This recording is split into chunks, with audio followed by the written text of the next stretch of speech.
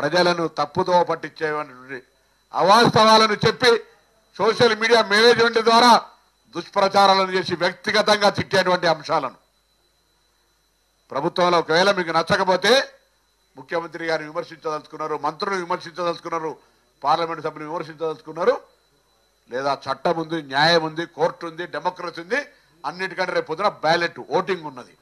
అవి వదిలిపెట్టి కొంతమందిని రెచ్చగొట్టి కుటుంబ సభ్యులతో సహా సంబోధించేటువంటి వ్యాఖ్యలు వాటిని మీరు తీవ్రంగా ప్రచారం చేసేటువంటి అంశం మీద నేను సిటీ పోలీస్ కమిషనర్ గారిని కూడా ఆదేశిస్తా ఉన్నాం. అటువంటి వాళ్ళు ఎవరు చర్యలకు పాల్పడ్డా తగిన విధంగా చర్యలు తీసుకోవాలని కోరుతా ఉన్నాం.